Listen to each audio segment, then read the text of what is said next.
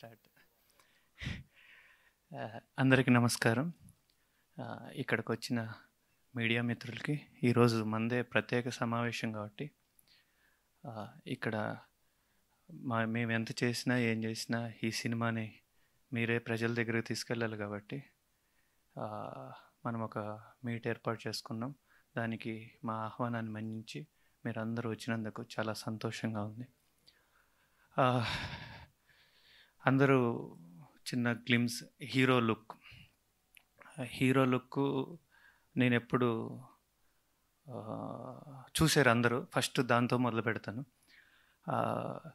సుకేష్తో చెప్పేవాడిని. ఇప్పుడు చాలా అంటే మా director Sukesh just hero entry కదా, ఒక 30 సెకండ్స్ లేదంటే ఒక 45 సెకండ్స్తో మనం జస్ట్ ఒక లుక్ ఇచ్చేస్తే బాగుంటుంది. ఎక్కడ వేరే క్యారెక్టర్లు మనం ఇంట్రొడ్యూస్ చేయము. ఈ క్యారెక్టర్లే ఒకే క్యారెక్టర్ పైన మళ్ళీ ఆడియన్స్కి బోరు ఇదంతా ఉంటుందని చాలా మా ఇంటర్నల్ డిస్కషన్లో అనుకుంటా ఉన్నాం. తను ఒక కట్ చేసి తీసుకొచ్చి చూపించారు. నాకు ఎలా ఓకే నేను చెప్పినంత లెంత్లోనే చేసావు అని అనుకున్నాం. కానీ తర్వాత చూస్తే అది 2 నిమిషాలు ఉంది. ఏంటి ఆల్మోస్ట్ థియేట్రికల్ టైర్ అంతా ఒక హీరో లుక్కే తెలియకోకుండా ఇంతది కూడా చిన్న గ్లిమ్స్ లాగా అనిపిస్తేనే మాకు ఒక కాన్ఫిడెన్స్ వచ్చేసింది. ఎస్, మనము ఫస్ట్ స్టెప్లోనే సక్సెస్ అయిపోయామని చెప్పేసి.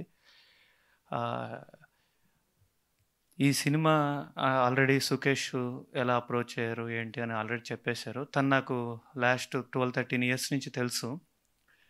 కర్ణాటకలో నేను యాక్చువల్గా బోర్న్ అండ్ బ్రాటప్. నేను బళ్ళార్లో పుట్టి పెరిగాను. నేను బెంగళూరులోనే ఉంటాను.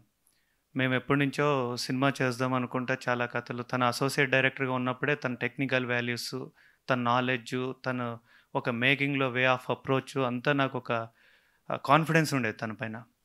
ఒక సినిమా చేద్దాము, మనము ఏదో వచ్చిపోయినట్టు కాకుండా బాగా ప్యాషన్తో గట్టిగా నిలబడాలి, అందరికి నచ్చే సినిమాలు చేయాలన్నప్పుడు ఇలాంటి కొంత టీమ్ తోటి ట్రావెల్ చేస్తూ ఉన్నాను. అలా కొన్ని కథలు డిస్కస్ చేసి అలగలి కథతో వచ్చారు.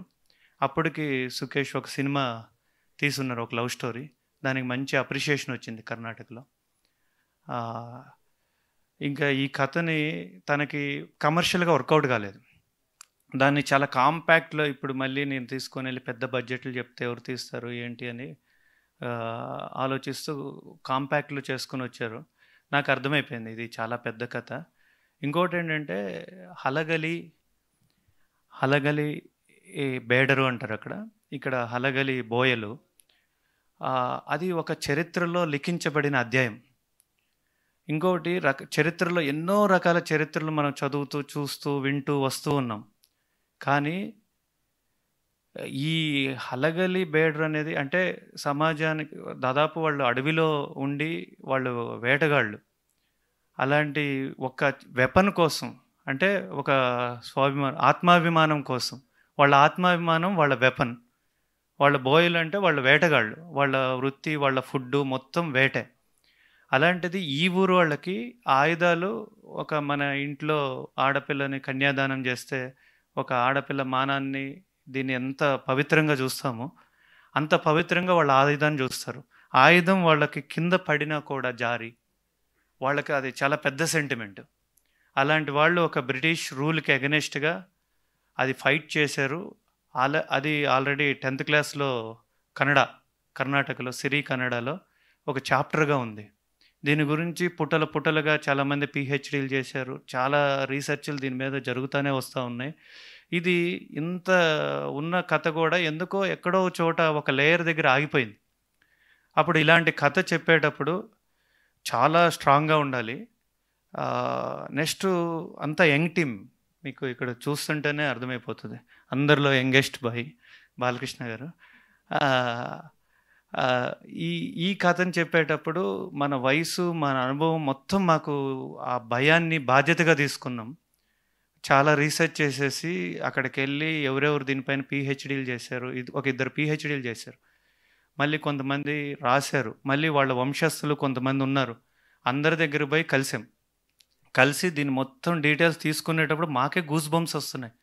ఇంత లెవెల్లో పోరాడారా, అసలు ఈ పోరాటం అంతా ఏమైపోయింది, ఎక్కడో చోట ఆగిపోయింది అని చెప్పేసేసి ఇంకా కథని పెద్దగా చేసుకుంటే నమ్మదే రాజ్యద ఈ కథని కర్ణాటక సైడ్ ఇది ఒక పాటలో చెప్పేది కాదు, ఇది 2 పార్ట్లో చెప్పాల్సిందే అని ఈ కథని తర్వాత 2 పార్ట్లుగా ఫిక్స్ చేసాం. దీంట్లో అలా అలా ఈ కథని ట్రావెల్ అంతా జరుగుతూ వచ్చినప్పుడు వీళ్ళేంటంటే ఈ హలగలి బోయలు మేము ఒక క్యాస్ట్ కథని చెప్పట్లేదు. హలగలి విలేజ్లో ఉన్న బోయవాళ్ళు, వేటగాళ్ళు, వాళ్ళు చేసిన ఫైటు బ్రిటిషర్స్కి వ్యతిరేకంగా అప్పుడు ఎంత లా అండ్ ఆర్డర్ ఉంటుంది బ్రిటిష్ వాళ్ళది, దాంట్లో వాళ్ళ కింద చెప్పు కింద రాయిలాగా చీమలాగా ఉన్న మనము అలాంటి ఒక చిన్న ట్రైబల్ ఒక విలేజ్ నుంచి వచ్చేసేసి వాళ్ళతో ఫైట్ చేశారు. అంటే వాళ్ళు చాలా ఎంత ఫోర్స్ చేసి ఉంటారు. అది చాలా వీళ్ళు తర్వాత అంటే సెకండ్ పార్ట్లో ఉంది, కొన్ని రివీల్ చేయకూడదు నేను. ఒకళ్ళను కూడా ఒక్కళ్ళు మిగిలిన చివరికి బ్రిటిష్ వాళ్ళు ఎంత భయపడ్డారంటే వీళ్ళల్లో ఒక్కళ్ళు మిగిలినా కూడా మనం వీళ్ళని ఒక సామ్రాజ్యంగా విస్తరించినా కూడా మనం వీళ్ళని ఫేస్ చేయలేమేమో అంత భయపెట్టారు వాళ్ళని. అలాంటి కథకి దాంట్లో మెయిన్గా పోరాడిన వాళ్ళలో మేము హిస్టరీలో చూస్తే ఫస్ట్ జడగా అని మీరు సౌండ్ విన్నారు ఇక్కడ. నెక్స్ట్ బాల, నెక్స్ట్ పూజారి, హనుమ, రామ, ఇట్లా ఒక 5 క్యారెక్టర్లు, హులియప్ప నాయక, ఇంకా హీరోయిన్ క్యారెక్టర్ ఇవన్నీ క్యారెక్టర్లు కూడా బాగా వచ్చినప్పుడు ఇంత ఫోర్స్గా ఉండే హీరో ఆ క్యారెక్టర్ సరే డబ్బులు చూసుకోవాలి, ఖర్చు పెట్టాలి, ఒక మంచి కథని ప్రేక్షకులు అందించాలి, ప్రేక్షకులకు మంచి కథని ఇస్తే అది పెద్ద మ్యాటర్ కాదు. కానీ ఆ జడగాలో ఒకరిని చూడాలి కదా, అది ఎలా ఎలా ఎలా ఎలా అనుకుంటే మాకు ఫైనల్గా మా జడగా దొరికారు. చాలా థ్యాంక్స్ సార్. మిమ్మల్ని ఆ లుక్ చూస్తుంటేనే భయం పుడుతుంది. ఆ బ్రిటిష్ వాళ్ళు కాదు, అక్కడ థియేటర్లో ఉన్న వాళ్ళు అంతా అది కోపంగా చూస్తున్నారో అర్థం కావట్లేదు, గర్వంగా చూస్తున్నారో అర్థం కావట్లేదు, మింగేసేటట్లుగా అది ఆ జడగా ఆ ఫోర్సు ఆ క్యారెక్టర్ వచ్చిన తర్వాత మాకు నమ్మకం ఇంకా 10ంతలు అయిపోయింది. నెక్స్ట్ సప్తమి మ్యామ్ ఆసం, అంటే ఇంకా హీరోయిన్ని అసలు హీరోయిన్నే కాదు అన్నట్టుగా Kantara block buster pan India hit, అలాంటి ఒక ఫేమ్ ఉన్న ఒక హీరోయిన్ను వచ్చేసేసి మీకు ఇంకా నెక్స్ట్ ఇక్కడెక్కడ కనపడలేదు, నెక్స్ట్ వాళ్ళదే స్పెషల్గా ఇప్పుడు హీరో గ్లిమ్స్ అయిపోయింది, నెక్స్ట్ హీరోయిన్ గ్లిమ్స్ చేస్తాము. అబ్బా ఎంత రగడ్ క్యారెక్టరు, మాస్ క్యారెక్టరు, ఎక్కడ మమ్మల్ని ఇబ్బంది పెట్టకుండా ప్రతిరోజు ఎంజాయ్ చేస్తూ నాకే బాధేసేది పోయేసి, కామన్గా ఉంటాయి కదా ఇబ్బంది పెడతారు, మాకు ఇట్లా కాదు అట్లా కాదు, దుమ్ము మట్టి కింద పడాలి, చాలా రిక్వైర్మెంట్స్ ఉంటాయి. ఏమీ లేకోకుండా పోయి నేను ఎంత ఆనందంగా ఉందంటే మొత్తం పోయి సారీ నో నో నో నేను ఎంజాయ్ చేస్తున్నానని చెప్పేసి చాలా నవ్వుతూ మన ఇంట్లో అమ్మాయిలాగా చాలా బాగా మా టీంతో కలిసిపోయి చాలా మంచి క్యారెక్టర్ ఇచ్చారు. బాలకృష్ణ గారు విలన్గా చేస్తూ ఉన్నారు, సందీప్ భరద్వాజ్ అని ఇంకా ఆయన సన్ క్యారెక్టర్ ఒకటి, వాళ్ళిద్దరూ చాలా rigorous very bad fellows in the movie. చాలా బాగా మాకంటే చాలా మా తమ్ముళ్ళగా కలిసిపోతారు. ఇంకా లాస్ట్ టైము కన్నడ ప్రెస్ మీట్లో కొంతమందిని చెప్పలేదు, మళ్ళీ ఇంకా 60% సినిమా ఉంది, వాళ్ళు పని చేయకపోతే కష్టం, అందుకే కొంచెం చెప్తున్నా, మీరు విన్నాయని పోయినా వాళ్ళు అయితే వినాలి. ఎందుకంటే దీంట్లో సెట్లు ఎక్కువ ఉన్నాయి, ఇప్పటికే 5 సెట్లు వేసాము, ఇంకో 3-4 సెట్లు వేయాలి. మా ఎగ్జిక్యూటివ్ ప్రొడ్యూసర్ రామాంజనేయులు, మంగమూరి మంజునాథ్, వీళ్ళిద్దరూ చాలా కష్టపడ్డారు ఈ సినిమా కోసం. అన్నిటికంటే ఎక్కువ దీంట్లో హులియప్ప నాయక అని ఊరు హెడ్ చేస్తున్నారు శరత్ సార్, మీకు అందరికి చాలా పరిచయం, ఆయనది ఒక సపరేట్ గ్లిమ్స్ ఉంటుంది, అందుకని ఇంకా ఆయన ఎక్కడ మేము ఇంట్రడ్యూస్ చేయలేదు. ఆయన చాలా బాగుంటుంది గెటప్ రగడ్గా. ఆయనకి అందరికీ ఈ సినిమాకి పనిచేసిన వాళ్ళందరికీ కర్ణాటకలో బిఎంటీసీ సంస్థ, రవాణా సంస్థ, కేఎస్ఆర్టీసీలో భాగం అది, వాళ్ళ ల్యాండ్ మాకు షూటింగ్ సెట్ వేసుకోవడానికి 6 ఎకరాలు ఇచ్చారు. అది ఎక్స్టెన్షన్ అవుతూనే ఉంది, వాళ్ళు చేస్తూనే ఉన్నారు. దానికి ఎస్పెషల్లీ ఇక్కడి నుంచి నేను ఒక్కళ్ళకి ఫైనల్గా థ్యాంక్స్ చెప్పాలనుకో, దీనికి ముందు శివేంద్ర గారు, సాయి శ్రీరామ్ గారు నాకు మంచి స్నేహితుడు. నా ప్రీవియస్ సినిమా కూడా చేశారు. ఆయనకి ఆ సినిమా కొంచెం ఇంతకుముందు సినిమా బాగా బ్లాక్ బాస్టర్‌గా దొబ్బింది. ఆ సినిమాకి ఆయన పనిచేసి కథేనండి సార్ అంటే, మళ్ళీ ఈయన అలాంటి సినిమా యాడ వినిపించి మళ్ళీ దొబ్బుతాడు అని కొన్ని నెలల పాటు ఇనలా. ఒకరోజు బలవంతంగా మొహమాటం కొద్దీ తీసుకొచ్చి కూర్చోబెట్టాను. బాగుంటుంది సార్ వినండి వినండి అని. విన్న తర్వాత ఆయన బిత్తరపోయాడు. అసలు దానికి దీనికి సంబంధం లేదు ఏంటంటే, సార్సి గోబ పగిలితే ఏం చేస్తాం ఇలాగే చేసుకుంటాం అని చెప్పాను ఆ ప్రీవియస్ అనుభవంతో. ఆయన కొంచెం అప్పుడు రాబిన్హుడ్ సినిమాలో బాగా బిజీగా ఉన్నారు. బిజీగా ఉన్నప్పుడు సార్ ఒక్క షెడ్యూల్ మన శివేంద్ర గారు చేస్తారని అప్పుడే పరిచయం నాకు శివేంద్ర గారు. అవునా సార్ ఎలా చేస్తారు? అయ్యో ఆయన హనుమాన్ బ్లాక్ బస్టర్ సార్, ఆయన ముందు ఒప్పుకోవాలి, మీరు కండిషన్ పెడతారేంటి అన్నారు. ఆయన కూడా అబ్బా కన్నడ సినిమా అంటున్నారు, హనుమాన్ లాంటి హిట్ వచ్చింది, శ్రీరాముని కాదనలేము అనుకుంటా వచ్చి కథన్నారు.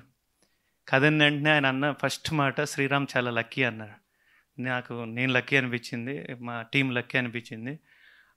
తను ఇన్వాల్వ్ అయిపోయి ఒక క్లాష్ లాగా మా టీంలోకి ఎంటర్. ఇప్పుడు చూసిన trailer almost visuals, majority visuals sir చేసినాయి. నేను లక్కీ అనిపించింది, మా టీం లక్కీ అనిపించింది. తను ఇన్వాల్వ్ అయిపోయి ఒక క్లాష్ లాగా మా టీంలోకి ఎంటర్. ఇప్పుడు చూసిన trailer almost visuals, majority visuals sir చేసినాయి. శివేంద్ర గారు ఇద్దరు టీం అయిపోయారు, ఇద్దరు కలిసిపోయారు, ఇద్దరు పెద్ద డిఓపీలు. అసలు ఒక చోట ఉండి రెండు కత్తులు ఒక వరలో ఉన్నట్టు ఎంత నీట్గా అయిపోతూ ఉందంటే మాకు షూటింగు అంత బాగా చేస్తూ ఉన్నారు. ఇంకా ఫైనల్గా మా ಕರ್ನಾಟಕ CM ಸಿದ್ದರಾಮಯ್ಯ ಸಾರ್ಗೆ ಇಲ್ಲಿಂದ ತುಂಬ ಥ್ಯಾಂಕ್ಸ್ ಹೇಳೋಕ್ಕೆ ಇಷ್ಟಪಡ್ತಾ ಇದ್ದೀನಿ. ಸರ್, ಒಂದು ನಮ್ಮದೇ ರಾಜ್ಯದ ಕರ್ನಾಟಕ ಹೋರಾಟಗಾರರು ಹಲಗಲಿ ಬೇಡ್ರ ಬಗ್ಗೆ ಸಿನಿಮಾ ಮಾಡಿದ್ದವಾಗ ನಮ್ಮ ಸಿನಿಮಾನ ನಿಮ್ಮ ಟ್ವಿಟ್ಟರ್ ಅಕೌಂಟಿಂದ ಟೀಸರ್ನ ನೀವು ಒಂದು ವಿಶ್ ಹೇಳಿ ಪ್ರೆಸೆಂಟ್ ಮಾಡಿರೋದಕ್ಕೆ ತುಂಬ ಥ್ಯಾಂಕ್ಸ್ ಇಲ್ಲಿಂದ ಹೇಳೋಕ್ಕೆ ಇಷ್ಟಪಡ್ತಾ ಇದ್ದೀನಿ. ತುಂಬ ನೀವು ಈ ಥರ ಆ್ಯಸ್ ಎ CM ಪೊಸಿಷನಲ್ಲಿದ್ದು ಒಂಥರ ಹೆಡ್ ಆಫ್ ದಿ ಕರ್ನಾಟಕ ಈ ಥರ ಸಿನಿಮಾನ ಎಂಕರೇಜ್ ಮಾಡಿರೋದಕ್ಕೆ ತುಂಬ ధన్యవాదాలు. Thank you very much. నన్ను భరించినందుకు ఎంతసేపు, కానీ చెప్పుకోవాలి తప్పదు, ఇంకా 60% సినిమా ఉంది కాబట్టి. ఇంకా మళ్ళీ గిబ్బులు అవసరం అవుతాయి, వాళ్ళు OTT వాళ్ళో వీళ్ళో చూస్తే ఇంకా మంచిది, దాన్ని తీసుకెళ్లాల్సిన బాధ్యత మీదే. Thank you sir, thank you very much. Thank